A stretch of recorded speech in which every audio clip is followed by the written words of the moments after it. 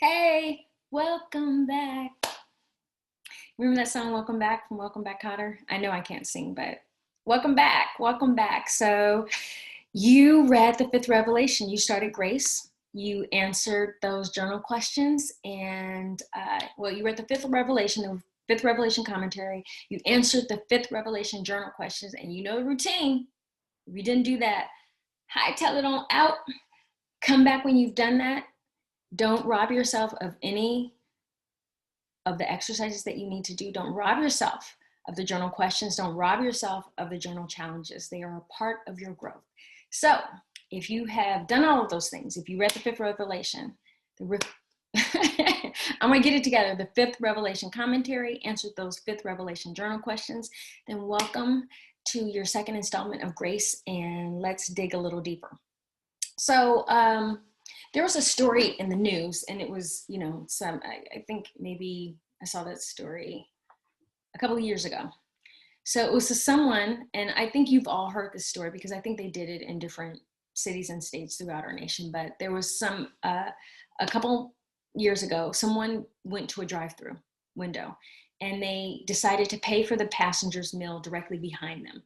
And then when that driver got to the window, the person at the drive-thru said, "Hey, this person decided to pay for your meal, so you're going to get this meal free." And so that person said, "Well, then I want to pay for the person in the who's behind me." And so because people kept extending grace to each other, the news team came out, because that literally went on for hours and hours like that. So much so that it made the news because people kept extending grace. Grace is something that can be contagious because you're so grateful and because it's so rare nowadays in our society. I remember this one video and I just fell in love with it. Oh God, I love this video. And I thought, oh, this touched me. One of those I'm a crier too. You guys know that, I've already told you, but it was this video of this organization. They went to this community. It was a more working class community, and they told the grocery worker, the cashier, "Hey, whoever comes up here, I want to pay for their groceries." So the person would come up, you could see like some single mother who you probably working a couple jobs, she's putting the things in. And so she would get to the top and check all her groceries and get ready to write that check or pay. And the cashier would say, "Hey, it's been covered." And the person would come out and said, "I just want to let you know that God loves you. He sees you." And they would walk away. And then they would show the mother, just tears streaming, or whoever, the person was, because they did that the whole day. So now the person who's receiving the grace and the gift is crying. I'm crying watching the video. And the person who said that didn't try to proselytize to them, which means to convert them to their own faith or whatever. They just wanted to say, "This is what God tells me He feels about you. And I want to show you that through this grace, that God loves you." And they walked away, which to me is the way to show grace. You don't have to, make people believe or feel, what you feel. You're showing them what you believe, and you're affecting change in their life with your grace and with your love. And so that to me was just a beautiful display of love. And it went on like that for a couple hours, and I'm watching the video crying. And I just remember thinking, I want to do something like that. I want to bless people in that way. And I have done things. I haven't done that exact thing. I've done other things. But so grace is really paying it forward. It's showing radical kindness or sacrificial giving. And I kept thinking, I want to share a story of grace with you. But when I tried to think of one, there wasn't one. There were hundreds throughout my life, hundreds of moments where I was given grace and where I gave grace.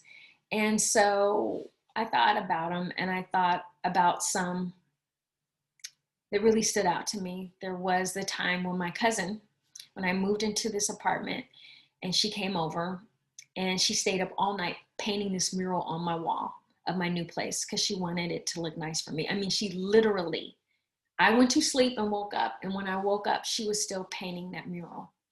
There were the times that I've donated and given to homeless shelters or participated in food drives. There were the times that you, because I know that somebody's out there, that you let somebody ahead of you in line because they have fewer things than you. That was an extension. That was you showing grace to somebody. There was the time when I was with a friend and he was upset because somebody had hit his car in the parking lot. So when we got into the store, I pretended to fall down just to make him laugh, to change his mood. And that was me extending grace to him.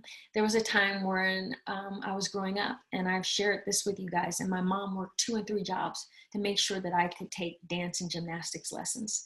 That was her loving me, love, and extending grace. There was a time all of my girlfriends showed up to have a 3-day birthday bonanza celebration with me because it was the year after my divorce, and they knew that that was a challenging year for me, and they all showed up. And I planned this 3-day nonstop celebration. They didn't all show up for each celebration, but each girlfriend made it a point to come to one of the events that I had, to be there to let me know that they loved me and they saw me and they wanted to be there for me. There was a time I sat in a hospital holding a friend's hand, and she went through chemo, so she would know that she wasn't alone. There was a time that you, because I know one of you did this, worked in an animal rescue shelter, helped a neighbor out with something, supported a senior, stayed up all night listening to a girlfriend cry because her heart was broken, did a girlfriend's hair to help her look pretty or feel more beautiful, helped a parent out, went shopping for a parent, helped a sick or ailing relative who needed it, helped somebody out with money when they didn't have it for themselves. There are times when we've all shown grace, and when we've stepped outside of ourselves in some way to be a blessing, to help somebody else. That's grace. That's grace when we give of ourselves and when we let stuff slide every once in a while. Because we talked about this the last lesson, that because sometimes we need to let stuff slide. Sometimes it's not our moment to let that person know what they did wrong and what we didn't appreciate. Sometimes it's better to just let stuff go. Show some grace. Be the bigger person. Let it slide. Because trust me, you are not giving anything that you won't one day need. And I firmly believe that we reap what we sow. So sow some grace. Sow some grace into other people's lives so you can reap that and benefit. I can't tell you, there was a time where I was younger, but our car broke down. I was with a girlfriend. It was like 18 or 19 on the side of the road. And this could be a very dangerous thing, right? And well, that was years ago. So it was I'm telling on myself, but you guys already know my age. So it was late 80s, early 90s. Car broke down on the side of the road. This trucker comes by and we're both like, oh God, is this it? Is this our meeting our end right here? But he showed grace and took us to the gas station to get some gas, took us right back and helped us to fix the car and everything. And we went on our way. I don't know what we would have done right then if that man hadn't been a good man and showed us grace. And so you meet people, angels in your life, that sometimes will extend grace to you. Sometimes we get so caught up in our own self, so caught up in our own world, that we need to step out of it to help somebody else, to show them grace. I believe in the 5th revelation, I talk about where I worked in research and I went to someone's home and we had grown to be friends, and I heard her opinion. It was different than I ever would have thought, but I was learning that was God teaching me grace on that level in that day. And so, like I said, each time you do the dunes, as you grow, as you get older, you learn grace in a new way. And so years ago, I was working this job, another one of my jobs, but this job was to help people who had a disability become more mobile. And so what would happen is these people, they had a disability, so they couldn't drive a car. So they were either seeing impaired or physically impaired, and they couldn't do either of these things. So in training for this job, I would have to, because I was a driver, I live in California, we drive. And so I hadn't taken the bus since I was a teenager getting around, or I'm from the Bay Area. We would take what we call BART, which is just a subway system. So I hadn't taken those things since I became a woman and I got my license to drive. I drive everywhere. So I wasn't really aware how the public transit worked. You know, I hadn't been on it in years, but for this job, they made you go out to a place and then you had to figure out how to get back through public transit. Now, obviously something that's I can Google and figure out, but it wasn't just that. Because I'm a healthy, able-bodied person, I can see everything around me. I can see my surroundings. But I had to recognize and learn to recognize things that somebody who could not see was there. So I learned different things like, okay, a light post needs to have this. You need, how bumpy is the sidewalk for somebody who's walking blind with a cane where they could trip? I had to learn how to see and recognize things that can make mobility harder for somebody else, somebody with a disability, somebody on a cane, somebody in a wheelchair, because these people have to travel just as much as we do. But because sometimes we're so caught up in our life rushing to get here or there, we don't recognize with those who have different things to deal with what they go through. And so this is why I love the fifth revelation. It is one of my favorite. The fifth revelation, as they say, is my jam, because it gives us the opportunity to get outside of ourselves and help somebody else. So what I had to learn in that job is to look for things that in my own able body, being able to see everything, being able to walk and run at my own pace, where I didn't have to worry about if the sidewalk had big things, where we see where the sidewalk breaks off and it goes like this. We're able-bodied, we just step over that. But if you're blind, that's a health issue. That's something that could hurt you. If you're in a wheelchair, that's something that could be very dramatic for you and could be very hurtful or harmful. So I needed to find those things in the route that the person was going to take so I could help them maneuver around them. And so that was a great job to have because it opened my heart. And that's what I talked about when we talked about the first installment of Grace. We need to step out of our comfort zone, of the things that we're used to hearing, whether it be news and things, content that we're used to consuming, so we can see how other people are living, what other people have to go through, so we can develop an empathy for it. I never noticed the cracks in the sidewalk. I mean, I would see them, but I would walk right past them. Other people, that's very detrimental to their ability to get from point A to point B. It could hinder them greatly, or even places where there are bus stops and no sidewalk. Those places exist. And those places can be very dangerous if you're in a wheelchair, or if you're blind, or if anything, if you're dealing with a disability, you're using a cane, or you have trouble walking. Those people have to go through much more than we ever even consider or think about. And that job made me, or forced me, because when I work outside of the things I love to do, which is, you know, the creative arts or writing, I took jobs purposely that would expand my heart and have me interact with people so I could learn more about culture and community, and also being involved in those things so I could help them, because I have a heart for that. Anyway, so it is life-changing and is liberating when you get outside of yourself, outside of your routine, outside of your issues and your problems. And I'm not saying that those issues and things that you are dealing with aren't real. They are very real. But sometimes getting outside of them puts those things in perspective. I would be going through things in my own life, and then when I spent the day with somebody who literally going from point A to point B was a dramatic thing that they had to have somebody out to come to help teach them how to do it, I thought, wow, the thing that I was dealing with, yes, it's real, but it helped put things in perspective, and it helped me see somebody else, and it helped me help somebody else. And those moments are just beautiful. It's really what life is all about. So it's a big world out there, and it ain't all about you.